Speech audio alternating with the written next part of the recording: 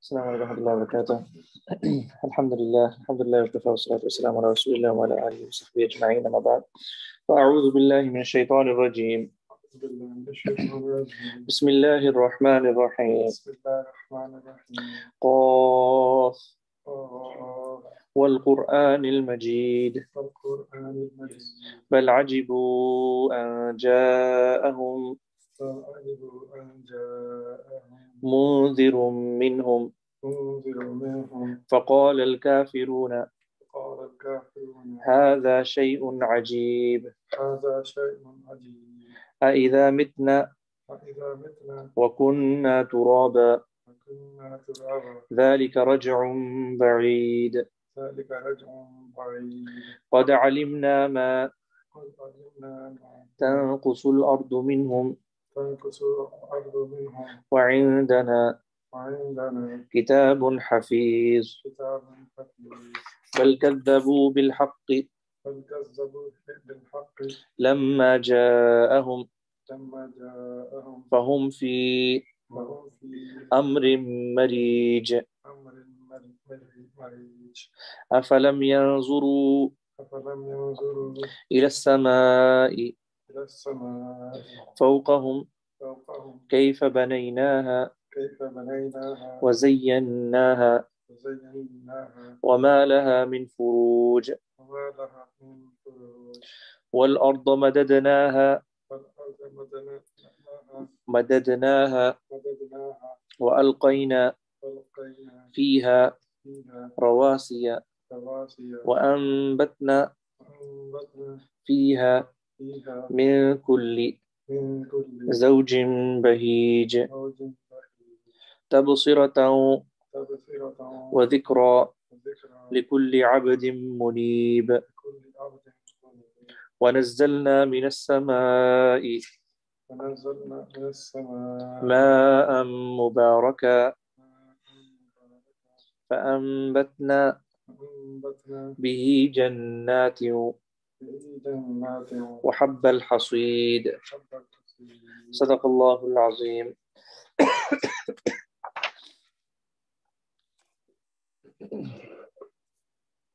Alhamdulillah, all praises for Allah subhanahu wa ta'ala. And may infinite amount of blessings and peace be upon the noble Prophet sallallahu alaihi wasallam. We thank Allah subhanahu wa ta'ala for giving us this tawfiq to sit here and to do some tafseer of Surah Qaf, the first 9 ayat of it. We are ever grateful to Allah subhanahu wa ta'ala for that. This is Surah Al-Qaf. It's a Makki surah. It's called Qaf. This here, Surah Qaf, from this point onwards till the end, it starts off the 7th manzil. So there's a manzil, there's like 7, you can finish the whole Quran in a week with manzils. Every day, daily you read a manzil. From the Qaf is the last manzil. So this is the start of that. Also, this is called, they're known as Mufassal. All the surahs from here are known as surah. There's surahs from Surah Qaf till Surah Al-Nas are called Mufassal. Okay. There's a story related to general Quran reading. There's a Sahabi by the name of Amr ibn al-As radiyallahu ta'ala anhu. He asked the Prophet sallallahu alaihi wasallam, he told the Prophet that he'll finish the Quran in one Quran in a month. The Prophet told him. And then he asked if he could do it in a week. The Prophet gave him permission for that. But not more than that. He could finish it in a week, but not more than that. Because I think the Sahabi used to finish daily. So he was told that either do it in a month or in a week. From the hadith we learned minimal one, a Muslim should finish once a month the Quran. And if you have too much jazba, too much passion, then once a week. So the Quran is a haqq. How much, the bare minimal that we have to do, or else it will be shafa'ah against us. May Allah SWT give us tawfiq.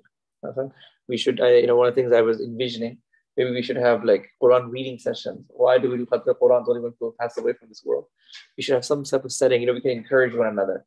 We just get together. I think it would be a nice session. Something I envision. That where we all get together and everybody reads. And it's part of like a system where the whole community finishes lots of Quran. And it's just like a regular thing that we do. They can give it to all our loved ones who have passed. Allah subhanahu wa ta'ala give us tawfiq.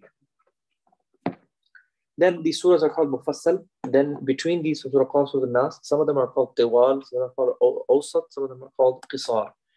Tiwal means lengthy, Awsat middle, and then Qisar short ones. So it's a sunnah when you're doing prayers, Fajr, Zuhr, Asr, some of them is Tiwal. You're supposed to do the lengthy between Qaf and Surah Nas. That's the mustahab reading recommended. And then in Zuhr and in Isha and Fajr, I believe it's Tiwal, if I'm not mistaken. And Zuhr and Asr is Qisar, Awsat. And Maghrib is Qisar. It's a sunnah that I think it's been left out. Nowadays people read from just anywhere, but I think it's a recommended from the sunnah that I think is dying out. But we need to bring this sunnah back. We need to find out what from the Mufassal surahs, which ones are Tiwal, which ones are Qisar, which ones are Awsat. And then we need to know which prayer you're leading and fulfill that sunnah. But again, it doesn't mean that if we don't do these surahs, it's not complete. It's a matter of a sunnah, a mustahab practice. Allah give us tawfiq. From Surah Qaf till the end, these are mostly from the first revelations to Rasulullah. These are Meccan surahs, and they have a lot of fasaha in it, a lot of eloquence in it, in the style of writing. They were known for, the Arabs were known at that time, the only art that they had was writing and speech. Right? They didn't have any science or medicine. The only development they had was language. And the Quran was already impressive for them. So from the whole Quran, which is already impressive in terms of Arabic writing, these last surahs are going to be the most in terms of fasaha and balagh, eloquence. Mostly in Meccan surahs, you have aqaid. So from here to onwards, it's trying to make us firm in our beliefs. So knowing the meanings of these and pondering over them strengthens one belief. The other surahs of the Quran are Madani. Those are more dealing with ahkam. Like when you start with Surah Baqarah, Surah Nisa, Surah Maida, they deal with nikah, talaq, the marriage, inheritance. It deals with all that in detail. Okay, so we'll begin. The first ayah, Qaf. This is from the Huruf al-Muqatta'at. Wal-Qur'an al-Majid. And I swear by the Qur'an al-Majid. Al-Majid has two meanings. One is great. The other meaning of Majid is Sakhi, very generous. It's a very generous book. Like when it'll give you a lot. The word Quran, if you look at the word Quran, I swear by the Quran. Quran means the most read. Quran is the most read book in the world, isn't it? It's the most read. If you think about it, imagine how many madaris, schools there are, who's memorizing the Quran, who's repeating it, who's praying salah right now. How many people in the world, right? As the time zones change. So you just compare, it's the most read book in the world, and that's by its name, Al-Quran. The most read. There's no book read as much as the Quran.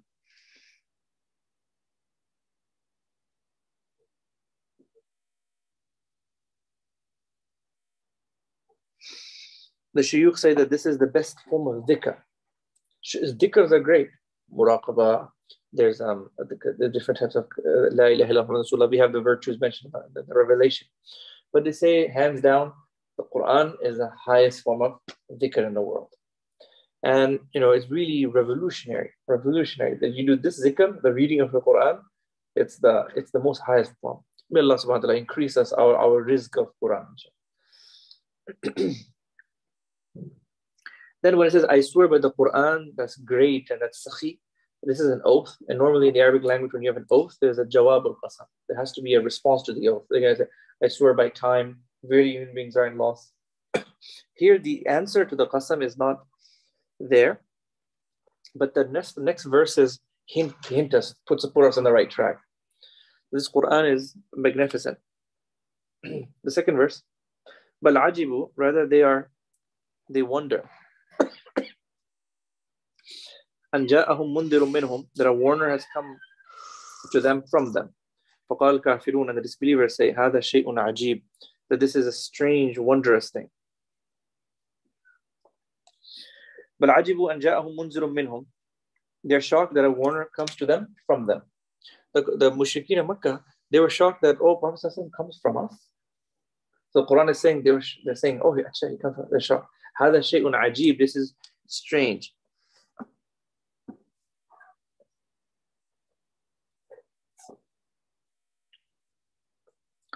Okay, it means that their issue was that this man grew up in front of us. And many times, this tendency of thinking, and then when Allah says grace is on someone, His grace is on someone. And then regardless, and sometimes our memory comes back, but he grew up in front of, I saw him growing. You have to put that aside. I saw him growing up. That's what they think of Rasulullah. The Abu Lahab and Abu Talib, they're older than him. I saw him growing up. So that's like, I saw him growing. That's it done now.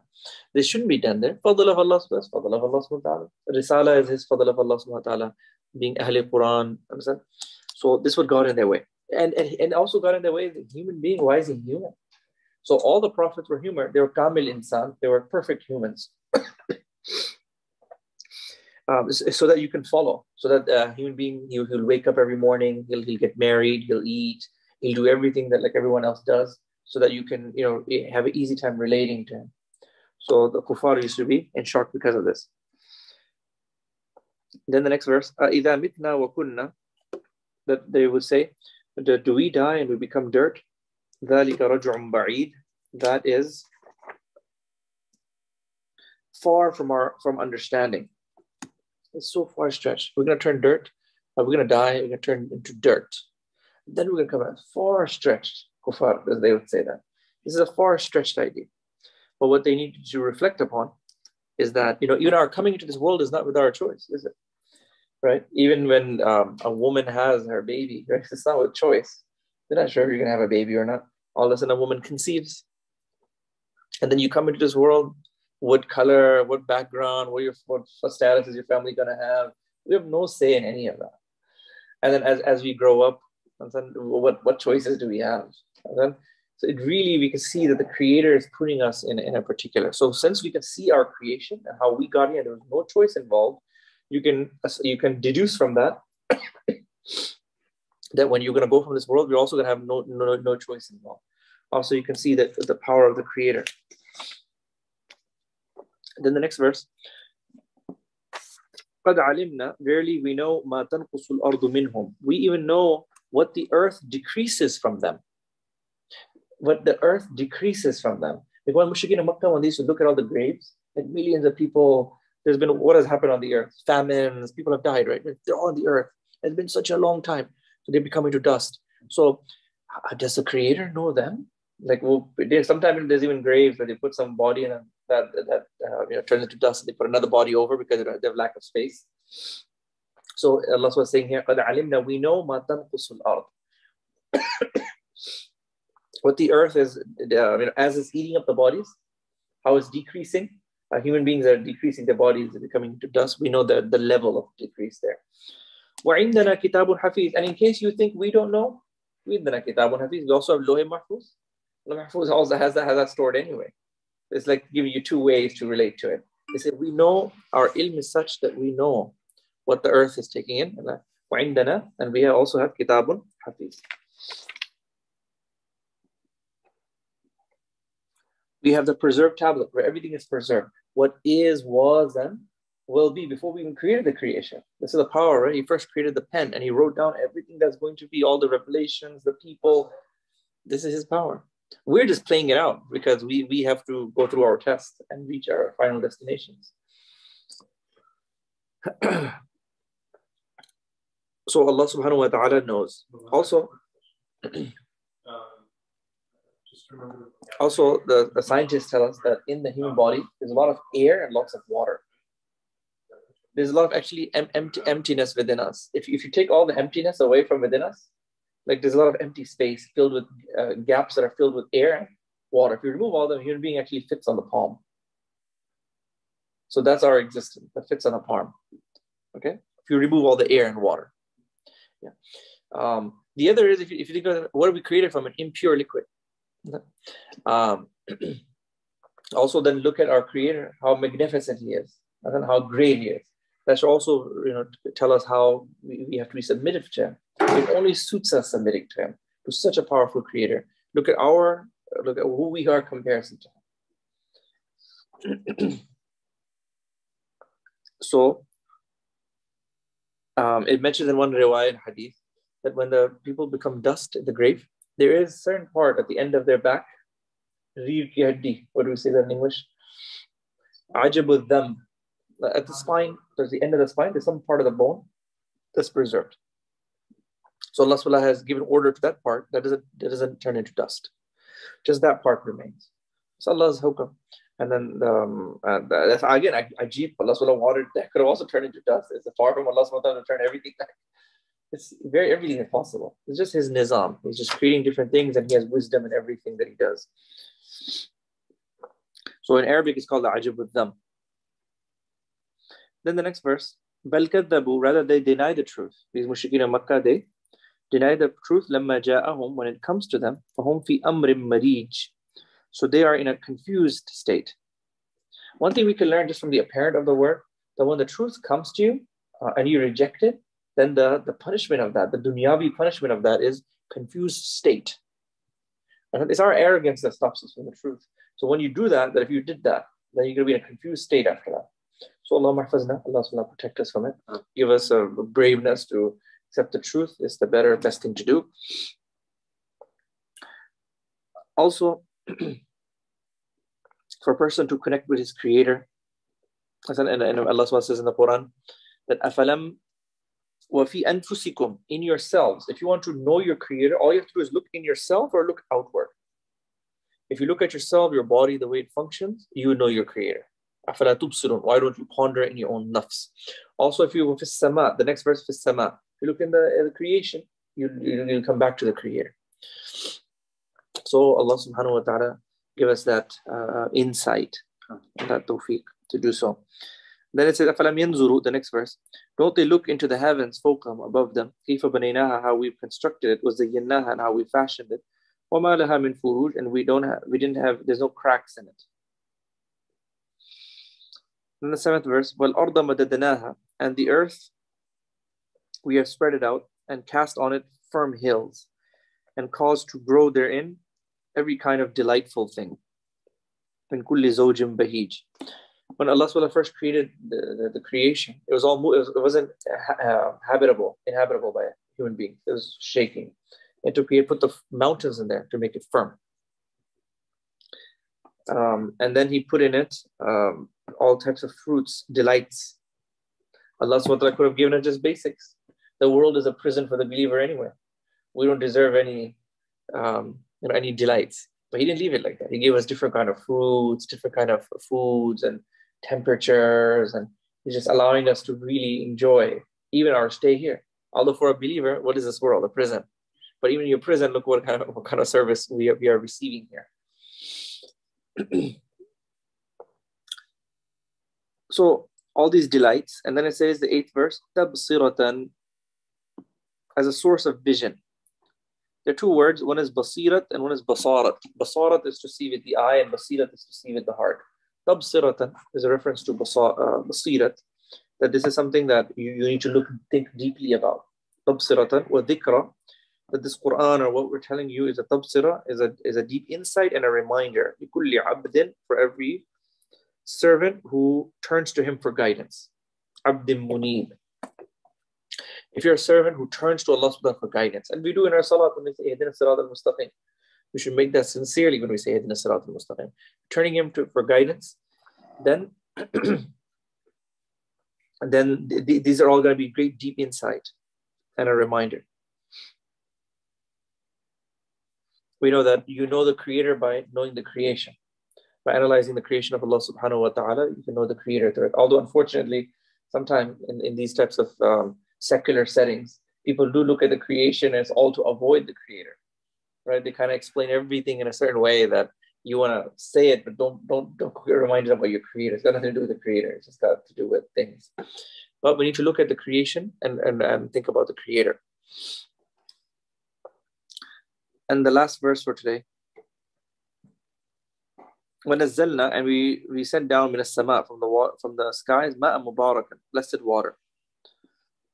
Sent down blessed water from the sky and caused to grow therewith gardens and grains of harvest. بِهِ جَنَّاتٍ, gardens come about, وَحَبَّ الْحَصِيدِ, and grains of harvest. Meaning that grains are going to make all your crops grow. Then you have to harvest them. Grains of harvest. So these are the verses. Today's short dars. May Allah subhanahu wa ta'ala accept this short dars from us. Wa akhiru da'wana alhamdulillahi bil alameen. Subhanallah wa bihamdihi. Subhanallah al-azim.